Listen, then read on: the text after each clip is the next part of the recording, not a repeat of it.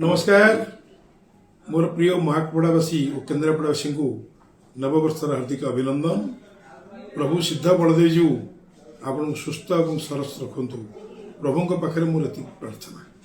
मझे मझे सामाजिक गणमाध्यम मुझे तथ्य उपस्थापन करे जहाँ को आपण मैंने विचार करती।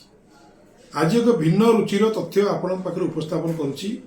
क्या समालोचना नहीं, क्या प्रशंसा नहीं, बरं ये जो तथ्य मु रखी सरकार को एवं मोर गोटे नवेदन रही चाषीकूल आपण मैंने जानी प्रकृति देवी दया ए वर्ष सारा ओडिशा रे प्रचुर परिमाण धान अमल होती। धान अमल पर सरकार को चिंता बढ़ी जाए आपको केमती स्टोरेज करेंगे।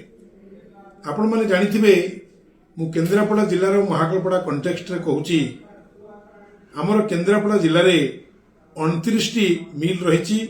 14 रही उषुना मिल एवं 15 रही अरुआ मिल एवं 2025 रे पाखापाखि 1,13,000 मेट्रिक टन धान अमल करा। मु ये प्रसंगटा को यही समय गुरुत्वपूर्ण समय उत्थापन करिवार कारण होची आपण माने आज दैनिक खबर कागज संवाद देखिथिबे जे 18 जिले में धान मंडी खोलने बेले अत्यंत गुरुत्वपूर्ण उपकूल जिले 12टी जिले में एपर्यंत मंडी खोली नहीं। सरकार पाखर जहाँ निष्पत्ति होती जनवरी 10 तारिख दिन सब खोल ठीक अच्छी। यही अमल भितर जो सरकार जो रही इनपुट सब्सिडी जे प्रति क्विंटाल को 3,000 टंका लेखा मिल किंतु विभिन्न गाँ गंडे आम देखुचु छोट छोट गाड़ी मध्यम दलाल माने 1500-1600 टंकार धान अमल करिवारे व्यस्त।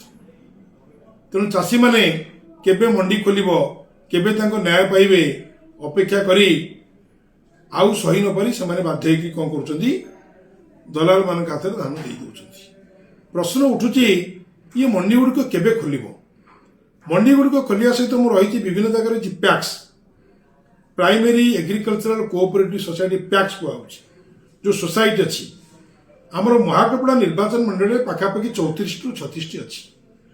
एठी प्रश्न उठुची जे जो मिलर माने धान किणिबे से 2368 टंका हिसाब रे सीएसओ पाखे जमा करेंगे।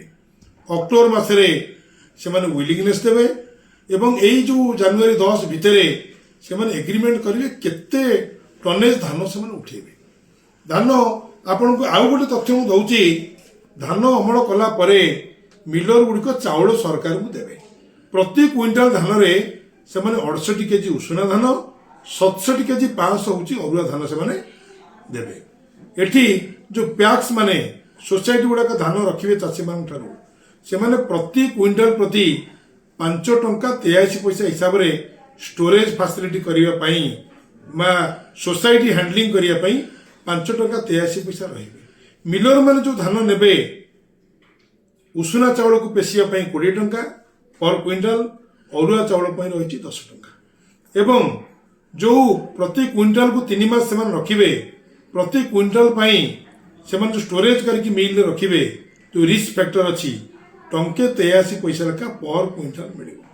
एठी प्रश्न उठुची मंडी केबे खोलिबो एवं केबे एग्रीमेंट हबो केबे मिलर माने पी पास पैडी प्रोक्योरमेंट पास पाइबे। ये अत्यंत गुरुत्वपूर्ण प्रसंग। आपण माने जानिथिबे जे ओडिशा गोटे चाषी बहुल राज्य।